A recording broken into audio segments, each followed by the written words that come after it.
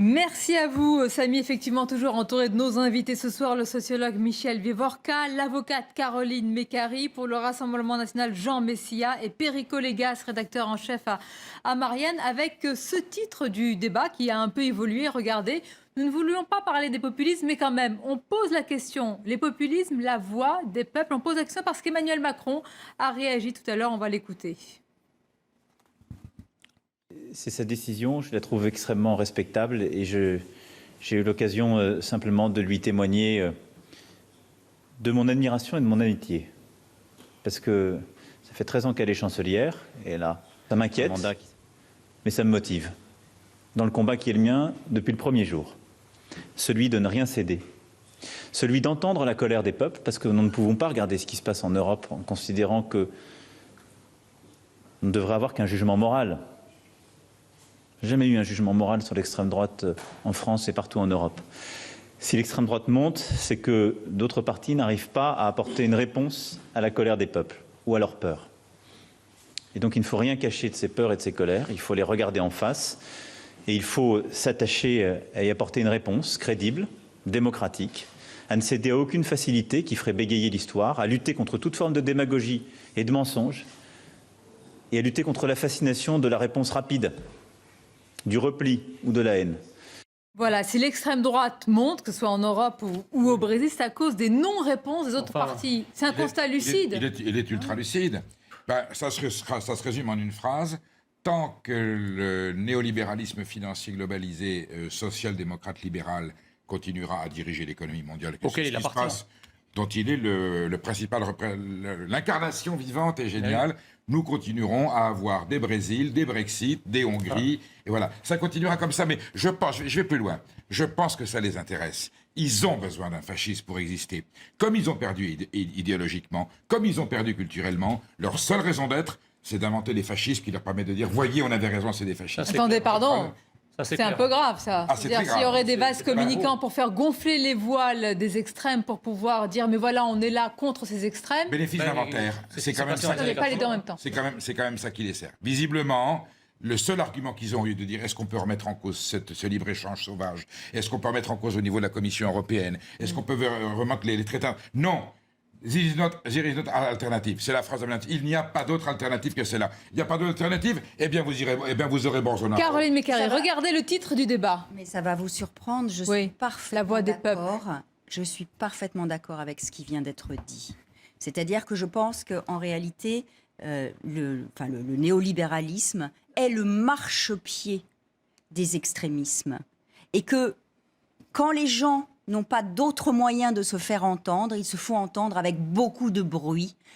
Bien sûr, ils en paieront peut-être le prix, mais voilà. Si on considère qu'il n'y a pas d'autre manière de gouverner, de faire des choix de politique économique, qui sont en fait des choix de politique économique qui ne font que favoriser les 1% les plus riches au détriment de la quasi-totalité des autres. Vous pensez que ceux qui ont voté pour ce président brésilien, ils n'avaient pas le choix ou, pour reprendre ce que vous disiez, ils n'avaient pas toutes les cartes en main, ils ont peut-être fait une erreur, ils sont pas sûrs.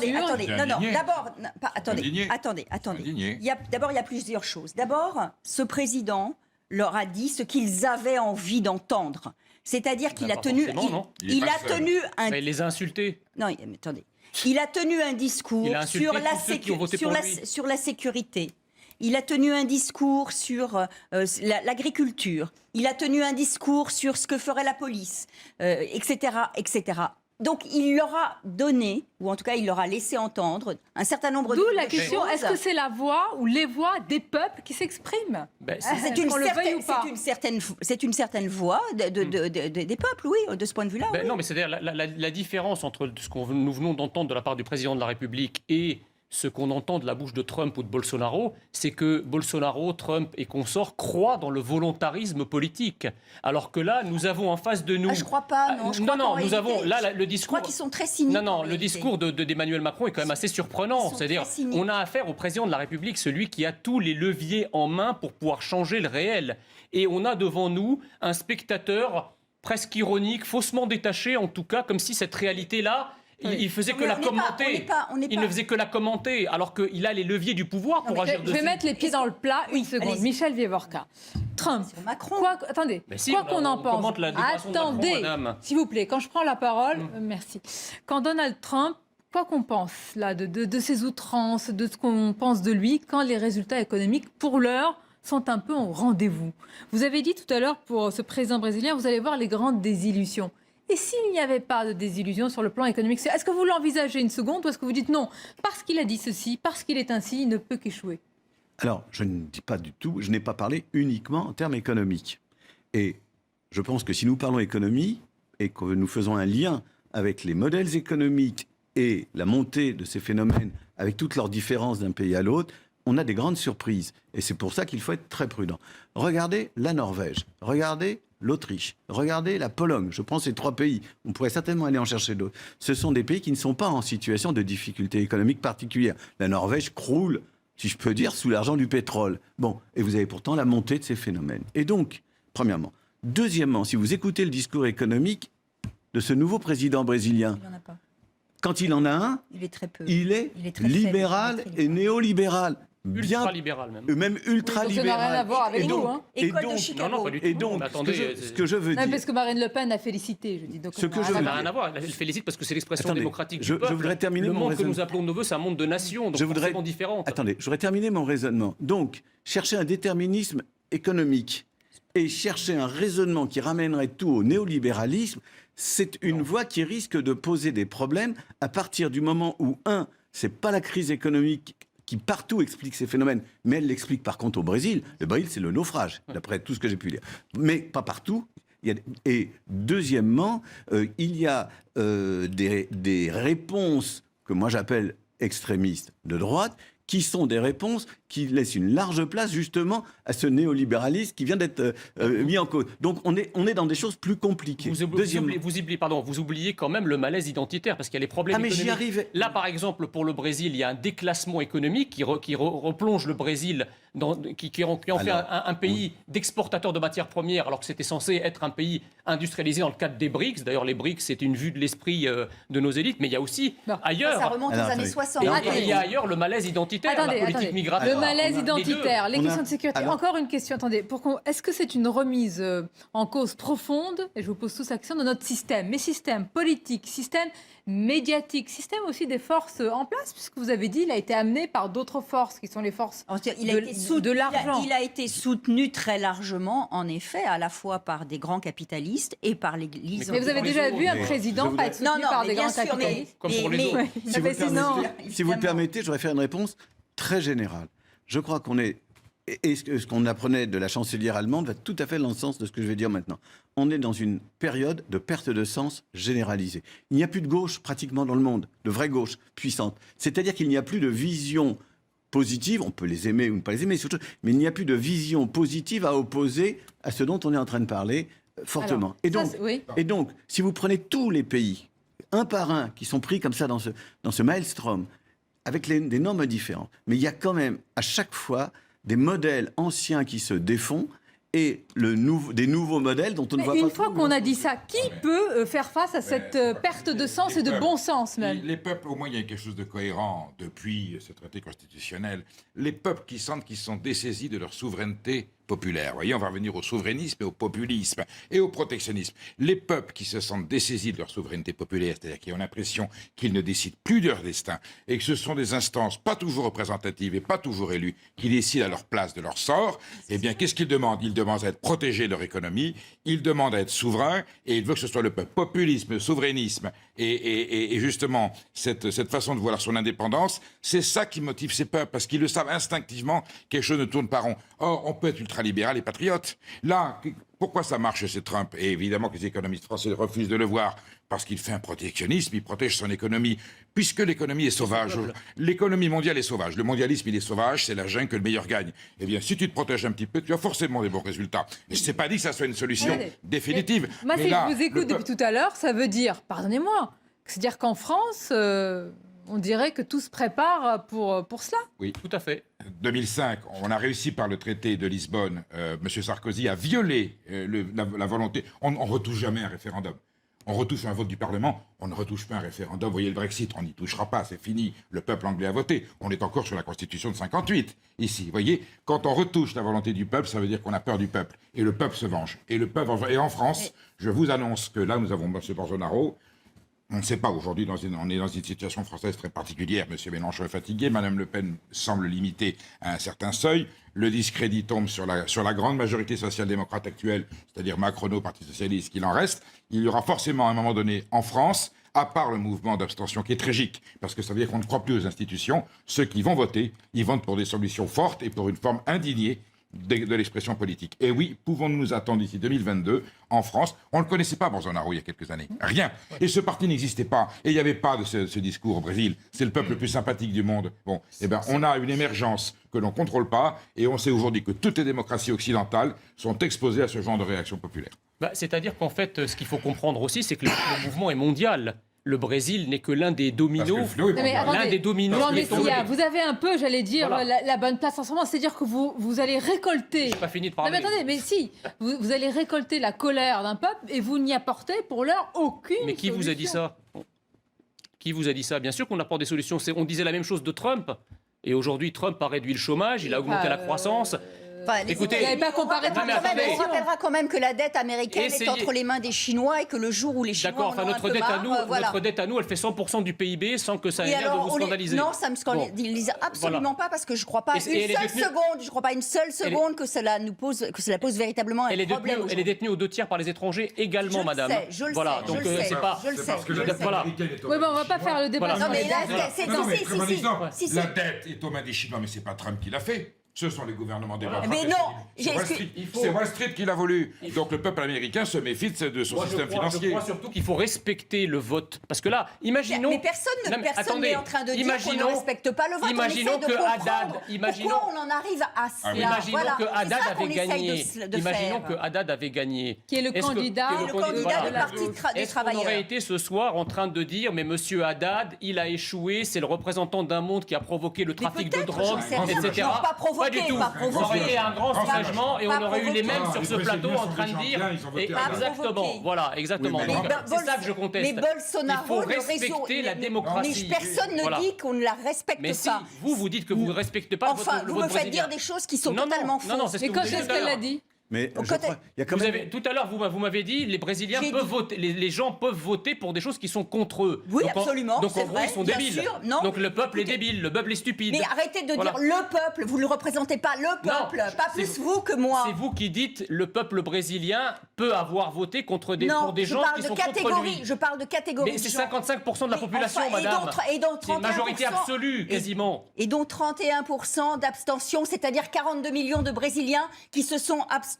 Oui, Voilà. D'accord. sur quelle population? Bolsonaro a gagné. Personne ne dit qu'il n'a Voilà. pas gagné. On essaye de comprendre Oui, mais comprendre- comment nous sommes Tout à arrivés fait. là. Voilà. Mais comprendre n'est pas vider le vote de sa Mais je ne le vide substance pas de sa et ne pas substance. et ce n'est pas jeter Mais le j'ai le droit discrédit. d'avoir une opinion. Ce n'est pas jeter J'ai- le discrédit sur le peuple brésilien. C'est ça Je ce ne que je suis vous dis. pas en train de jeter- Si, parce que Ça, c'est vous qui le pensez discours ça. que vous avez, parce que Bolsonaro, il est évident qu'il n'est pas de votre bord politique. Ah bah ça, on l'a aucune compris. espèce hein. d'importance. Donc ça vous plaît pas. Mais ça n'a pas d'importance. On essaie de vider, de décrédibiliser le vote en expliquant que les Brésiliens, finalement, ils sont à moitié stupides parce qu'ils ont voté pour quelqu'un qui les insultait. Voilà ce que j'entends depuis tout à l'heure. Bah, c'est Alors- ce que vous en pensez. Non, non. Ok. Moi, je voudrais dire une chose. Quand on parle de démocratie, s'il y a des problèmes qui se posent, on doit les traiter en regardant la démocratie. Tout à fait. Et par conséquent, nous avions eu un moment de discussion plutôt économique, mais moi, si je fais part de mes inquiétudes au tout début de cette émission, c'est parce que j'ai des inquiétudes pour la démocratie. Et je vais le dire dans termes très généraux d'abord. Qu'est-ce que l'on fait quand la démocratie engendre son contraire, Mais monsieur le engendre sa professeur, négation? vous pouvez pas dire que la démocratie est menacée lorsque des représentants sont très bien élus et très populaires et alors vous l'avez pas fait, mais nous présenter par ailleurs, comme le font certains, des gens qui sont très mal élus et très impopulaires comme étant des garants de la démocratie, à l'instar de monsieur Macron. C'est totalement paradoxal. Madame Sonia Mabrouk nous invitera pour parler de monsieur Macron un autre soir. Mais non, ce soir, on parle du Brésil. Oui, mais le Brésil, Je vous dis au Brésil. il a été quand très bien même, élu. Je vous dis au Brésil, Il y je a ne quand mets même pas... des comparaisons avec beaucoup de prudence qu'on peut faire. C'est-à-dire que si vous remettez en cause la fragilité Non, d'un... non, Non, J'ai- mais avec un taux d'abstention élevé, moi je vous pose la question dans d'autres pays. Non, C'est mais pas ça que je mets en cause. Je vais vous dire ce que je mets en cause.